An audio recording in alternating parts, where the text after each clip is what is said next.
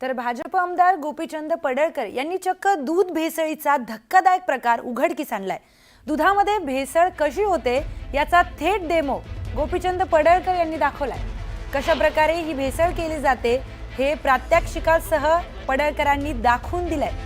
भाजप आमदार गोपीचंद पडळकर यांनी दुधात नेमकी कशा प्रकारे भेसळ होते याचं लाईव्ह प्रात्यक्षिक दाखवलंय आणि त्याचा भांडाफोड केलाय। दरम्यान भेसळयुक्त दुधाचा कायदा कडक करण्यासाठी आमदार गोपीचंद पडळकर हे आता मुख्यमंत्री देवेंद्र फडणवीसांची भेट घेणार आहेत आणि ही दूध भेसळ सामान्य शेतकरी नव्हे तर दूध संघाचे बलाढ्य राजकीय नेते करत असल्याचा आरोपही पडळकरांनी केलाय। मुंबईकर हे विषारी दूध पितात आणि त्यामुळे कॅन्सर सारखे मोठे आजार बळावतात आणि त्यामुळेच या संदर्भात आक्रमक होत पडळकरांनी दूध भेसळीचा भांडाफोड केलाय। एका बाजूला शेतकऱ्यालाही लुटायचा, ग्राहकालाही लुटायचा आणि आमच्या आरोग्याशी खेळायचं असं या दूध माफियांचं या राज्यामध्ये चाललेलं आहे। आणि म्हणून अशा दूध माफियांना कडक शिक्षा झाली पाहिजे। अजामीनपात्र खऱ्या अर्थानं यांना जन्मठेपर्यंत शिक्षा झाली पाहिजे, कारण तरच दुधाळ जनावरं वाचतील, गावगाड्यातला शेतकरी वाचेल आणि आमच्या लहान लेकरा बाळांचं आरोग्य धोक्यात येणार नाही। भाजप आमदार गोपीचंद पडळकर यांनी आज विधिमंडळामध्ये दूध भेसळ नेमकी कशा प्रकारे होते या संदर्भातलं प्रात्यक्षिक करून दाखवलं। हा सर्वांच्या आरोग्याशी निगडीत विषय आहे।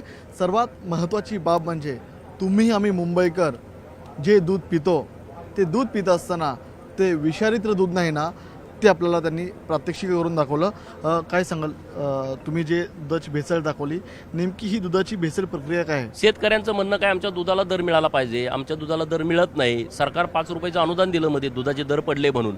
मग आम्ही ह्याच्या जेव्हा खोलात गेलो तेव्हा अशी बाब लक्षात आली की जेव्हा शेतकरी दूध निर्मिती करतो 1 लिटर झालं तर त्याचं 2 लिटर 3 लिटर हे मोठे संघवाले करतात। म्हणजे त्याच्या परत आम्ही सगळा अभ्यास केला तर त्याचे एक केमिकल मिळतं।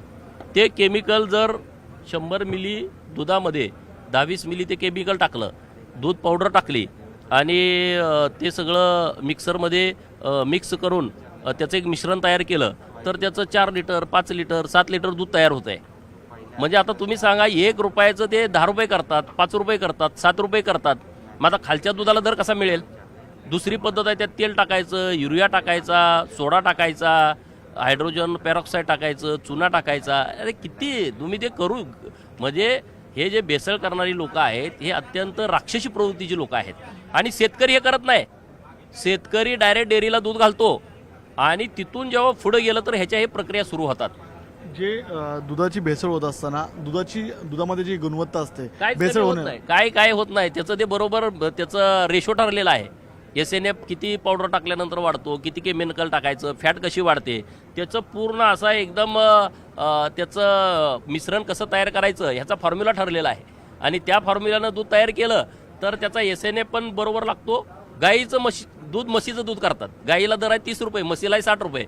जरा इकडं तिकडं पावडर टाकली, थोडं केमिकल टाकलं ती म्हैस झाली, 30चं 60 झालं। काय तुमचं हे तुम्हाला जे आता केमिकल पावडर मिळाले हे नेमक्या कुठल्या भागातले मिळाले? इस्लामपूरच्या त्या परिसरामध्ये हे मोठं रॅकेट आहे, मोठे पुढारी त्या भागात राहतात आणि तिथून मला वाटतं ह्याची खरी सुरुवात झालेली आहे। या गोष्टी तुम्ही मुख्यमंत्री महोदयांना मी आणि सदाभाऊ आता सभागृहामध्ये त्यांचा विषय काही सुरू आहेत शेतकऱ्यांचे, तो विषय झाल्यानंतर आम्ही माननीय मुख्यमंत्री महोदयांना भेटणार आहे आणि मुख्यमंत्री महोदयांच्या निदर्शनास ही बाब आणून देणार आहे। आणि भेसळीच्या संदर्भातला अत्यंत कडक कायदा, अरे बाहेरच्या देशाला जर फासावरच लटकवलं असतं अशा लोकांना, अशा पद्धतीचा कडक कायदा झाला पाहिजे ना।